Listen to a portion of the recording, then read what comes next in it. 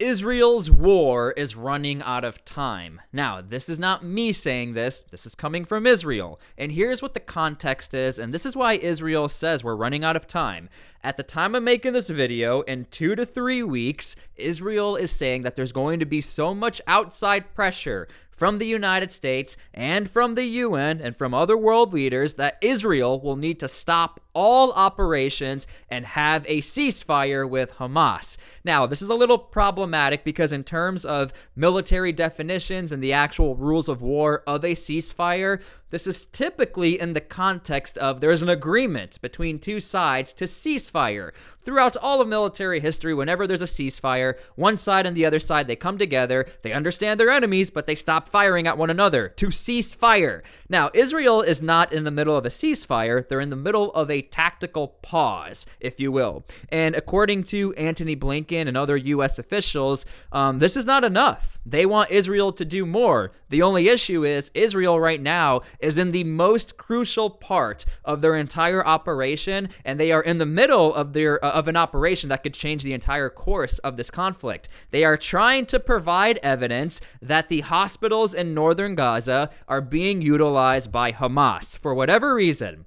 This right here seems to be the climax, the cream of the crop of what Israel is trying to show the world, that Hamas is utilizing these hospitals within their basement, inside of the hospitals, all over the hospitals. Israel wants to show the world that this is true. However, even coming from President Biden, that Israel still needs to do more to protect these hospitals. Now, recently, Israel has started to invite journalists from the United States to provide evidence and show the world that, look, inside of these hospitals, you have munitions and you have really bad things that could harm people. And there was a report from CNN, and I'm only seeing it from CNN. I'm just giving you guys this warning so you guys don't think I'm being biased. According to CNN, the United States has verified and believes that Israel is right with their intelligence that Hamas is using the hospitals in northern Gaza. Again, I can only find that on CNN for right now at the time of making this video. So, is it true? Is it not true? Israel is on a war path, again, to prove to the world that Hamas is using the hospitals. But here's what the issue is. One thing that we all know is that the hospitals in northern Gaza, they've run out of electricity. They've run out of fuel. The casualties are starting to stack one by one. Unfortunately for Israel, they're trying to figure out, now how do we prove to the world that Hamas is using the hospitals, but how do we also save the civilians inside of the hospitals? And look, Israel right now is backed in a corner because if Israel doesn't do whatever it takes to try and save the civilians inside of these hospitals, we are starting to look at the international humanitarian laws, the rules of war, and it could really go against Israel. Look, I'm just trying to be as honest as possible and report what's happening in this conflict. Israel is walking the line, and they know they are, on the international humanitarian laws. I like to call it that because that's what it's called. You might know it as the rules of war. Again, you can actually go ahead and look up the international humanitarian laws. It's almost like a playbook. It's quite frightening how humans have decided, this is how we fight, this is what we do, this is what we don't do. But anyway, the reason why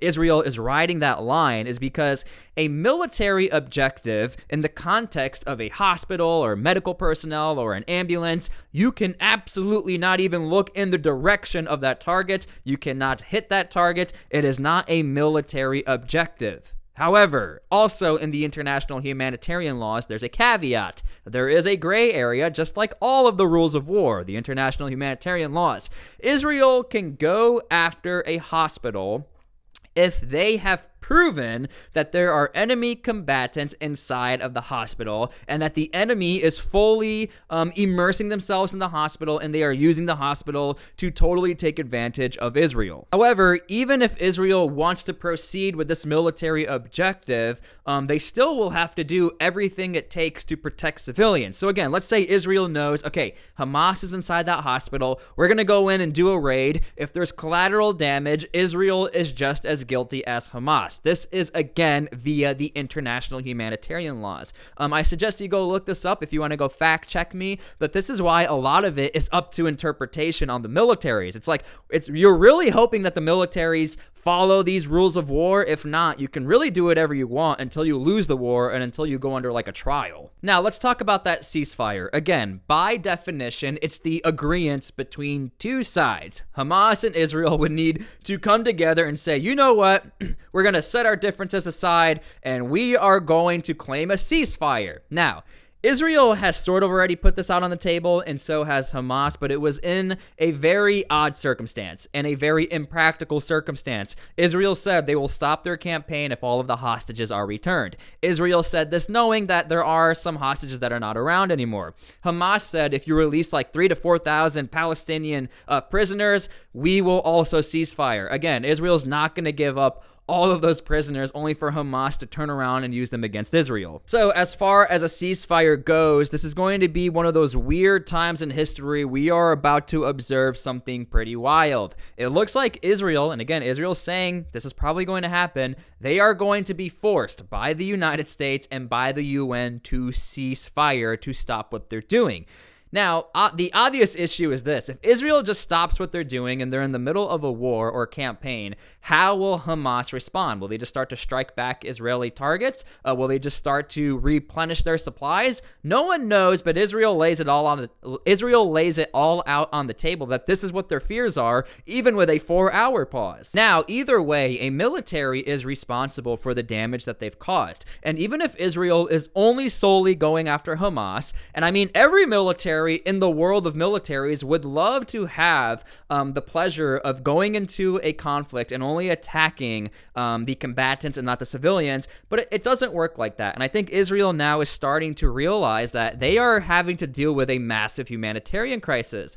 All of the targets that Israel wanted to go after, not all of them, but a lot, it's caused a lot of collateral damage, not so much only on humans, but also on the infrastructure, on the electricity, on the fuel, and this is costing Israel a lot of time, a lot of money, and it's also putting at risk a lot of Israeli soldiers who are now having to go out, hand deliver fuel to hospitals, which apparently Hamas is in there, and they are putting themselves at risk at now trying to save the lives of others. But guess what? They have to. That is the rules of a conflict, the international humanitarian laws. So right now, Israel is in a new phase of the conflict. The Israeli air campaign, you're not hearing about them anymore. Why? Because the Israeli Air Force, it's almost impossible to do their job when the Israeli Defense Forces are all over northern Gaza. Second off, Israeli Air Force has also moved their objectives and campaign to the north of Israel to try and target Hezbollah. Right now, Hamas seems rather confident, if I'm being honest. The reason why I'm saying this is because Hezbollah has come out and said, we will fight for you, Hamas. We will try to get down to Gaza. We'll do whatever it takes to distract Israel. And one of the ambassadors of Hamas who actually talks to Hezbollah actually said, no, Hezbollah, don't. You don't have to do this. The line has not been crossed yet. So right now, Hezbollah and Hamas find themselves in an odd situation where it looks like Hamas is confident, but it looks like Hezbollah is also confident. The red line for Hezbollah, meaning the way that Hezbollah will get sucked into this conflict 100%, is that if Hamas is totally destroyed, 100% destroyed, according to Hezbollah, this is how Hezbollah will now get into the conflict. Now, this is obviously, to me, it looks like a cop-out, but it still is a warning. It still shows that Hezbollah is willing to fight. And look, they are actually doing some damage to Israeli defense forces. Hezbollah is striking tanker units. They're sending drones. They're doing everything they can to distract Israel away from Hamas. I'm not saying they're doing a great job. However, what I am saying is the Air Force of Israel has gone to the north, and that's relieved some pressure definitely on Hamas. And look, Hamas is also still able to launch munitions and strikes out of Gaza.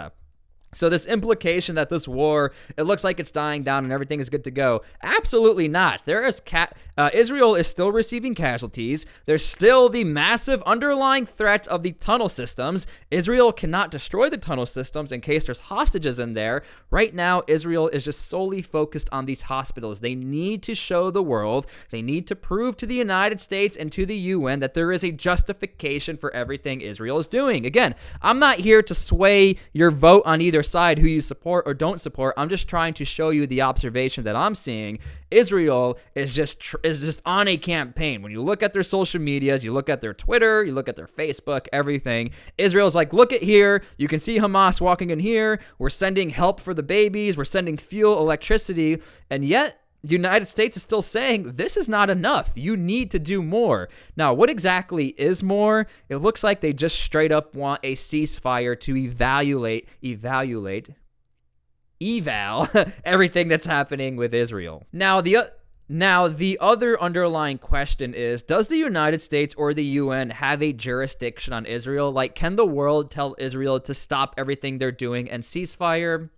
This is a tricky situation. In all technicality, can anyone tell anyone what to do? Yes and no. When it comes to Israel, without a doubt, is heavily relying on the United States. The United States has already said, we got your back, Israel, all the way through. The United States has already said, we agree with you, Israel. There are combatants in the hospital. And the United States has been fighting on behalf of Israel. There are ships in the Mediterranean. There are ships in the Red Sea to defend Israel from any sort of outside governments or militaries to attack Israel. So this whole notion of a ceasefire could also highly affect the United States. If other entities like proxy units start to fire upon Israel, guess who has to pick up the burden? It's not going to be Israel, it's going to be the United States. As we've seen in Syria and Iraq, the United States is getting pounded left and right, and the United States is dealing with their own issues, let alone having to support Israel. Now again, can the United States tell Israel to ceasefire? Well, the United States throughout this entire conflict has been telling Israel what to do, and Israel has sort of been listening. So look, Israel is going to ceasefire if they're being told to ceasefire. Now, how long will this ceasefire last? If I had to make an educated guess, as long as it takes for Hamas to strike Israel when Israel stops what they're doing. And if I'm going to be honest with you, Hamas is probably going to do it within the first hour of a ceasefire. Hamas will do anything it takes to strike Israel as long as they have the opportunity. Hamas is not playing games. They are also running out of time. Both sides are running out of time, and I just hope all of this stops soon. We all want this to stop, and we all want to make sure that the civilians are taken care of as per the international humanitarian laws.